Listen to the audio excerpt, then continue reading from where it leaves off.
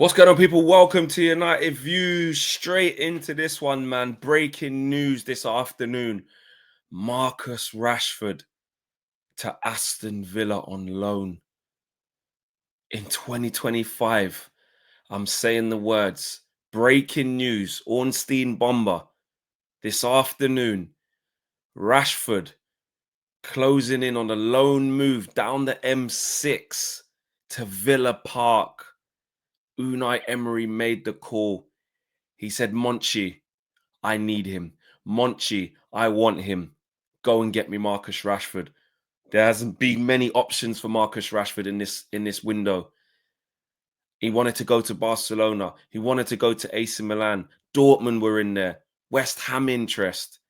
He's ended up potentially, it's looking like he's going to Aston Villa, which I have to say, I did not see this coming. David Ornstein, round about an hour ago, said Aston Villa close to agreeing a deal to sign Marcus Rashford on loan from Man United. Still work to do, but now expected the 27-year-old Man United forward will join Aston Villa. It's likely to include a buy option, significant salary coverage, plus bonuses.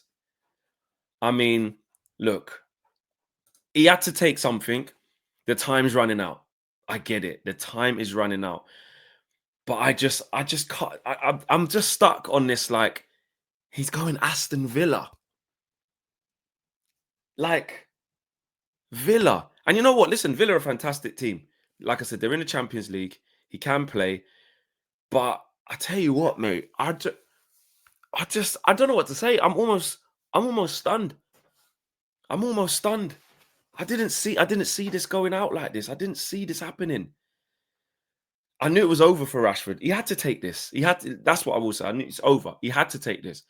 This wouldn't have been his first choice. Now, I'm not saying like, he don't want to go to Villa, this, that, and the other. He might do all right. Depends if he runs around. Depends if he sorts his head out. Who knows?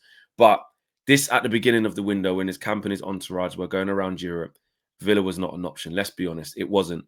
And Villa's only become an option, obviously, yes, because they've sold John Duran. They've become an option because they've looked at other players as well. They've looked at João Felix. They've looked at Asensio, and obviously the availability of Marcus Rashford has gone on this long where they're like, actually, there's an opportunity there. There's a significant opportunity there. Villa would not be able to cover them big wages with an option to buy, etc., if they didn't get those big Ps from Al Nassr for John Duran. So for Rashford, let's be fair. This is as good as it's going to get for him. Do you know what I mean? He gets to play in the Premier League. He's playing for a team that's better than us this season, way better than us, and gets to play in the Champions League and get some confidence. That's what we want. And then hopefully he plays well, gets to the summer.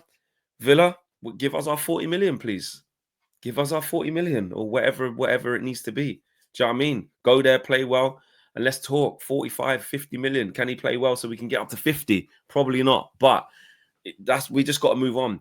And listen, it wasn't supposed to end like this with Marcus Rashford, but for far too long, he hasn't wanted to be here for whatever reason.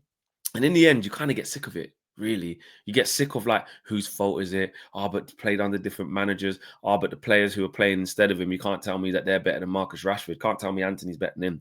Can't tell me Garnacho's better than him. You can't tell me this. You can't tell me that Højlund and Xerxes are not better than him. And they're not. They're not. Football-wise, ability-wise, they're not.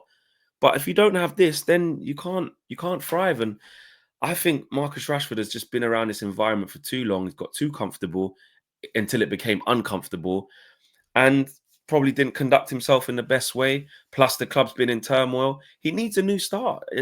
Like, that's it. There shouldn't be. I keep seeing people trying to guilt trip other people. Oh, putting comps up. Oh, this is the Rashi we know. And oh, you're going to regret this.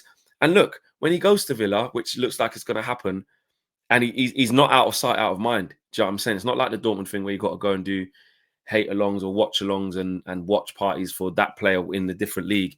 We see Villa every single week. Do you know what I mean? Every single week in the Premier League. And when they hit the Champions League, we're going to find out about it. And I'm just not here for when he scores or when he does this. See, this is what we should have. The reason why we don't have that version of Marcus Rashford, let's make this abundantly clear, is because Marcus Rashford doesn't want it. He doesn't want to be here. It's that simple.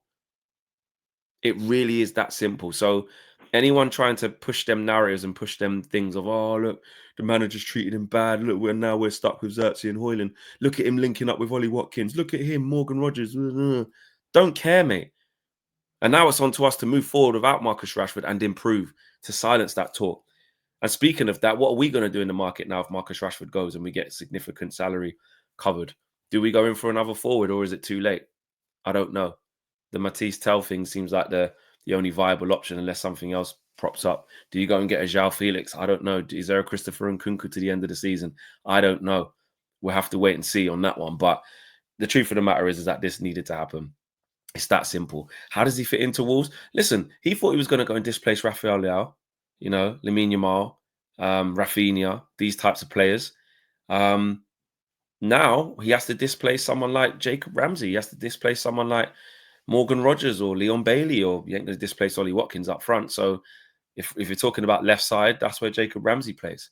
So Jacob Ramsey ain't going to give up his shirt without a fight. Yes, Unai Emery's asked for him to come, but Rassie's still got to show this.